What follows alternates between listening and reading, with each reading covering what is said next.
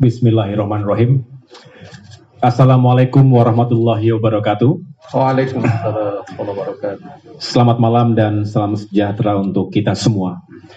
Yang saya hormati Presiden Partai Keadilan Sejahtera, Bapak Ahmad Saiku, dan juga para pejabat teras, sekjen, dan pengurus utama PKS.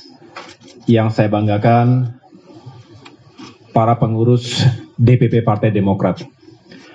Malam hari ini baru saja kami melakukan silaturahmi kebangsaan. Dimulai dari tadi sore, sambil ngabuburit, kami isi dengan diskusi dan juga tentunya membangun nilai-nilai ke depan. Tadi sangat cair dengan suasana yang positif dan penuh dengan kekeluargaan. Kami senang bisa menerima kehadiran para sahabat dari PKS yang sebenarnya sudah cukup lama kita menantikan silaturahmi semacam ini. Di bulan suci Ramadan tentunya sangat baik jika kita bisa semakin mempererat tali silaturahim.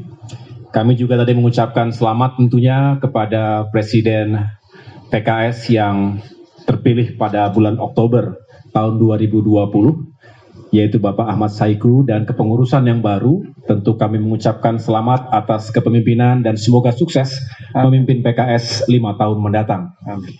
Saya juga tadi senang mendapatkan secara moral dukungan dan ucapan selamat tentunya dari teman-teman PKS atas situasi yang telah dihadapi dan dilalui oleh Partai Demokrat 3 bulan terakhir ini, yang akhirnya kami bisa mempertahankan kedaulatan, kehormatan, dan eksistensi Partai Demokrat ini.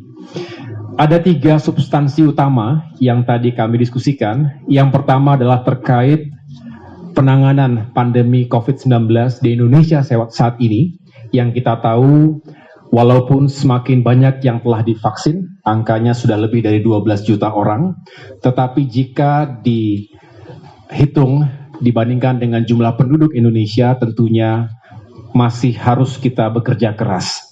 Sehingga kita berharap vaksinasi bisa dilakukan secara semakin efektif dan tentunya lebih membangun kesiapan masyarakat kita dalam menghadapi COVID-19.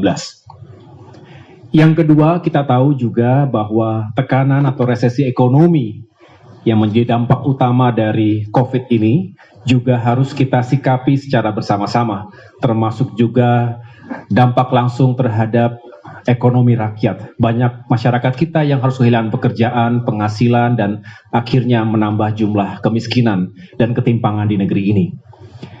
Kita sepakat bahwa 2 isu utama hari ini tersebut harus menjadi perhatian utama dari PKS maupun Partai Demokrat. Dengan demikian, kami juga sepakat bahwa dalam segala diskusi berikutnya kita bisa mengembangkan solusi-solusi terbaik. Kendati kedua partai ini tidak berada dalam pemerintahan nasional, tapi kami juga memiliki suara di parlemen. Kami juga memiliki cukup banyak kepala daerah di berbagai wilayah yang bisa kami titipkan pesan-pesan dan juga bahkan instruksi yang baik untuk bisa dijalankan oleh seluruh kader di daerah. Dan yang terakhir, terkait dengan masa depan demokrasi di Indonesia. Kita tahu sejumlah lembaga internasional memotret demokrasi di Indonesia ini penuh dengan tantangannya tersendiri. Ada yang mengatakan kita saat ini berada di titik yang tidak baik, bahkan dalam 14 tahun terakhir ini demokrasi di Indonesia dianggap di angka yang paling bawah, dan ini semua menjadi tantangan buat kita. Mudah-mudahan suasana pandemi COVID-19 ini tidak kemudian serta-merta menutup ruang demokrasi yang sehat, dan kita berharap justru demokrasi bisa kita tegakkan karena ini juga menjadi pilar utama bagi keberlangsungan dan masa depan bangsa kita. tadi tanya jawab terjadi dengan baik, cair, ada beberapa masukan terkait bagaimana kita semakin membuka ruang bagi generasi muda dalam kepemimpinan politik maupun di tataran lainnya, termasuk juga pentingnya menguatkan pondasi keluarga, kaum perempuan dan anak-anak kita yang harus terus menjadi perhatian karena masa depan mereka tentu harus disiapkan sejak sekarang. Saya pikir itu, selebihnya kami senang sekali. Mudah-mudahan silaturahmi kebangsaan semacam ini bukan yang terakhir, tetapi juga bisa dilakukan dalam format-format yang berbeda, lebih santai. Tadi kita juga sambil berbuka puasa bersama, sholat bersama tadi, dan mudah-mudahan pertemuan ini bermanfaat untuk kita semuanya. Dan sekali lagi saya ucapkan terima kasih kepada Presiden PKS, Sekjen dan kawan-kawan semua yang telah hadir di DPP Partai Demokrat. Terima kasih. Wassalamualaikum warahmatullahi wabarakatuh. Waalaikumsalam. Assalamualaikum warahmatullahi wabarakatuh. Selamat malam, salam sejahtera untuk kita semuanya. Yang sama-sama kita hormati Ketua Umum Partai Demokrat, Bapak Agus Harimurti Yudhoyono, beserta Sekjen dan seluruh jajaran Partai Demokrat, juga yang sama-sama kita hormati Sekjen Partai Keadilan Sejahtera beserta seluruh rombongan yang hadir dalam kesempatan silaturahim kebangsaan ini. Saya atas nama Partai Keadilan Sejahtera mengucapkan terima kasih atas segala penerimaan yang begitu hangat dan begitu cair, sehingga berbagai masalah-masalah yang tadi dibahas alhamdulillah bisa mendapatkan kesepakatan dan memang betul-betul ini untuk kita mengarah pada perbaikan dalam berbagai penanganan. Khususnya tadi pertama dalam penanganan pandemi COVID-19, mudah-mudahan ini akan menjadi masukan bagi pemerintah untuk kiranya juga bisa melakukan penanganan ke depan lebih baik, sehingga insya Allah akan segera wabah COVID-19 ini bisa semakin turun dan terselesaikan. Yang kedua juga terkait dengan masalah dampak-dampak pandemi yang mungkin awalnya pada sektor kesehatan, kemudian sekarang mulai merambah kepada sektor-sektor ekonomi, kiranya juga ini perlu mendapatkan perhatian dan penanganan serius, sehingga tidak menimbulkan dampak-dampak yang akan sangat merugikan masyarakat secara luas.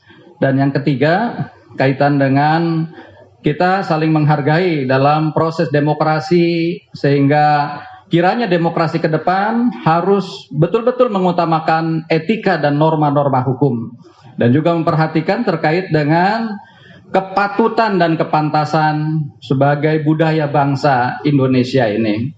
Saya perlu tadi menambahkan dalam diskusi, yaitu terkait dengan perlunya juga penegakan hukum, sehingga betul-betul hukum ini berpihak kepada kebenaran dan keadilan, bukan berpihak kepada kekuasaan.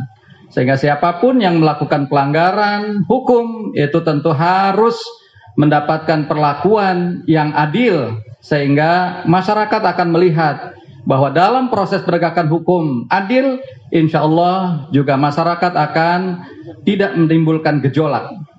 Dan yang berikutnya, bahwa kami juga menyepakati hal-hal yang terkait dengan kita sangat mengutuk keras terjadinya berbagai tindak-tindak radikalisme, terorisme, separatisme, dan sebagainya.